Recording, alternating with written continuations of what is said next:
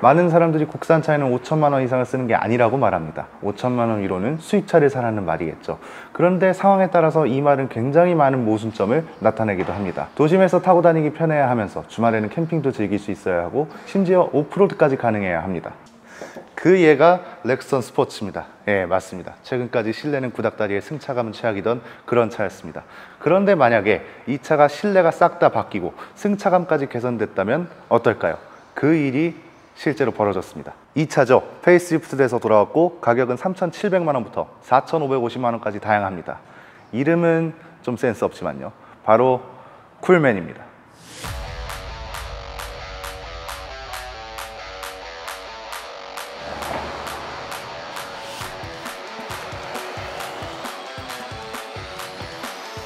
거의 마지막이라 볼 수 있습니다.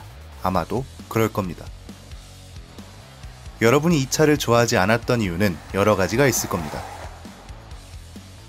하지만 해결 방법은 생각보다 간단할 때가 많습니다.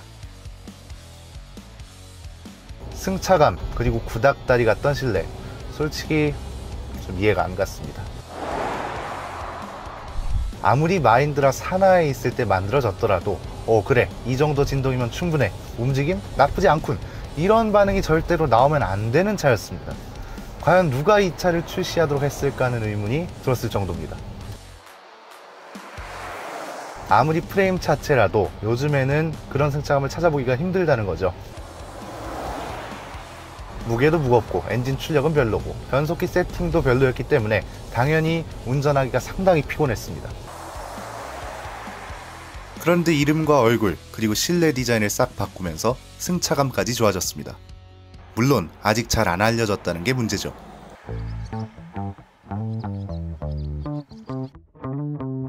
기본적으로 이 차를 원하는 분들은 총 3가지 부류로 나뉩니다. 짐을 많이 실어야 하거나 오프로드에 환장했거나 아니면 이런 남편을 둔 아내분들이요.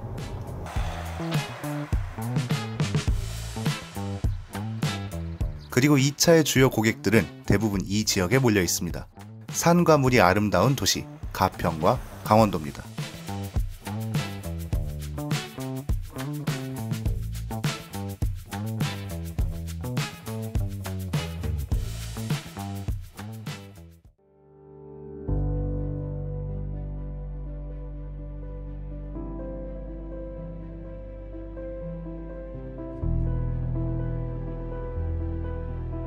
산이 많은 지역에 사시는 분들은 KG 모빌리티의 변화가 매우 반가우실 겁니다. 왜냐면 지금까지는 성에 안 차는 변화들만 있었고 제대로 된 변화가 최근 들어서야 찾아왔기 때문이죠. 이 차가 굉장한 변화의 시작이 될 겁니다.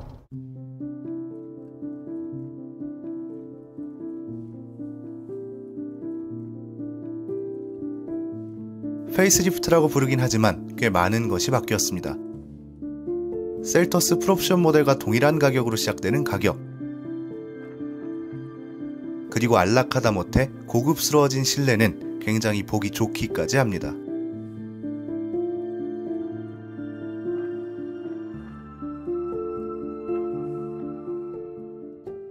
그러니까 페이스리프트 이전 모델까지는 솔직히 말하면 좀 개선할 부분이 많았습니다. 그렇다면 이 차는 3,700만 원, 많게는 4,500만 원을 주고도 살만한 가치 있는 차가 됐을까요? 지금부터 한번 알아보겠습니다.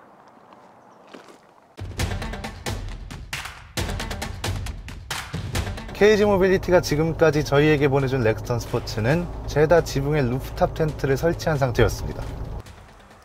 그런데 이 차는 그게 없어서 운전하기는 훨씬 좋네요. 2.2L 디젤 엔진은 현대차 그룹 2.2 디젤 엔진하고 제원상 수치가 완벽하게 동일합니다. 물론 렉스턴처럼 8단 변속기가 들어가지는 않습니다. 여전히 6단 변속기를 쓰죠. 렉스턴만큼 변속기가 똑똑하지도 않고 렉스턴처럼 전자식 변속 레버도 없습니다. 여전히 울컥거리기도 하지만 훨씬 간단하죠. 이걸 의외로 마니아처럼 선호하는 분들도 계시더라고요. 그나마 좀 다행인 건 변속기 세팅이 약간은 바뀐 것 같습니다. 예전에는 추월을 할 때 5단이나 6단 기어에서 내려오지를 않았는데 이제는 4단이나 5단 기어로 쭉 밀어주는 세팅으로 살짝 변경된 것 같네요. 덕분에 이전 모델보다는 확실히 잘 나갑니다. KG 모빌리티 설명을 들어보니 부싱을 모두 교체했다고 합니다. 그래서 진동은 작고 승차감은 살짝 더 부드러워졌습니다. 그래서 훨씬 좋네요. 좋습니다.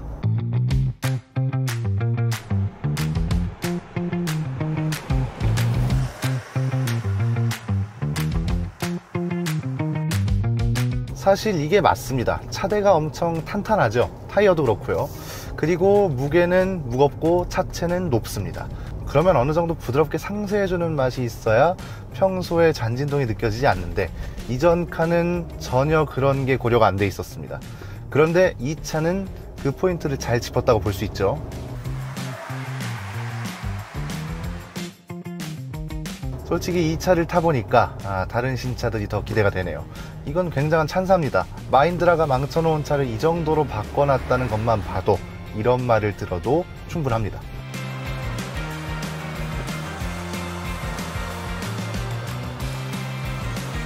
물론 아직 신차가 없다는 점 좀 아쉽습니다. 당장 내년부터 줄지어 출시가 된다고 하죠.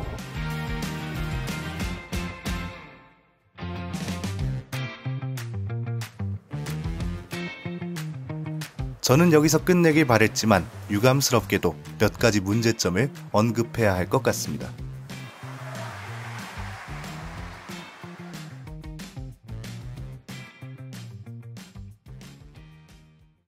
일주일치 담아봤습니다. 제가 사온 건 케첩, 소금, 콜라, 초콜릿, 이게 답니다. 이 이상을 사고 싶지만 아쉽게도 그렇게 못합니다. 왜냐면 짐칸 커버가 없기 때문에 소나기라도 오면 큰일 나고, 만약에 짐칸 커버가 없을 경우에는 유일하게 남은 공간이 하나 있죠. 네, 여기 이렇게 공간이 있습니다. 이게 답니다. 이게 어떻게 보면 픽업 트럭의 단점이죠. 그리고 운전하다가도 짜증날 만한 게 있는데 그건 앞에 있습니다. 여기 보시면 저 온도계 지금 44도를 가리키고 있죠. 그런데 이곳 실제 온도는 24도, 25도로 왔다 갔다 합니다. 저게 온도계가 잘못된 건 줄 알았는데 물어보니까 저 온도계는 대시보드 표면 온도를 나타내는 거라고 합니다. 어떻게 저걸 회의하면서 괜찮다고 하는 거죠? 저런 거 이제 하면 안 됩니다. 그리고 또 다른 문제가 하나 더 있습니다. 바로 페이스리프트가 아니라는 것이죠. 저는 당연히 이 차가 페이스리프트 모델인 줄 알았습니다. 그런데 사실은 쿨맨이라는 트림이 추가된 거라고 하더군요. 그리고 쿨맨 트림이 아닌 다른 차들은 여전히 이전과 같은 승차감과 실내 디자인으로 나온다는 겁니다. 말 그대로 안습이죠. 이전 모델의 가장 큰 문제점은 승차감이었습니다. 특히 이런 시골길에서는 그런 게 더 두드러지죠. 지금 이 도로가 굉장히 매끄러워 보이기는 하지만 실제로 운전하면서 느낄 때는 차를 타고 있는 게 아니라 전동 킥보드로 슬레이트 지붕 위를 지나가는 것 같은 느낌이 든다고요. 여기에 도로가 와인딩 코스면 더 심하죠. 멀미가 날 정도로 심하게 요동칩니다. 이게 문제가 뭐냐면 지금 이 차는 그런 단점이 거의 완벽하게 해소가 됐습니다. 그런데 페이스리프트가 됐다고 해서 대리점에 가서 시승을 했는데 시승한 차는 쿨맨이 아닌 거죠. 그럼 그 고객은 아니 대체 뭐가 좋아졌다는 거야? 장난하는 건가? 이렇게 될 수도 있다는 겁니다.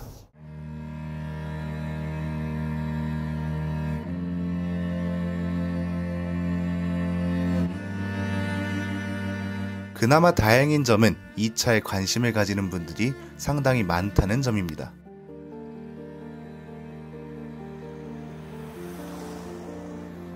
목적에 최적화됐고 이 정도 크기의 가격은 소형 SUV랑 비슷하다. 솔직히 말해서 국산차 브랜드에서 이 정도 가격대에 이 정도 크기의 차를 만들 수 있는 곳은 아무데도 없습니다. 지금까지 문제가 됐던 것들을 개선까지 완벽하게 했다면 문제 없을 것 같네요. 그리고 세대 교체 모델도 기대되고요.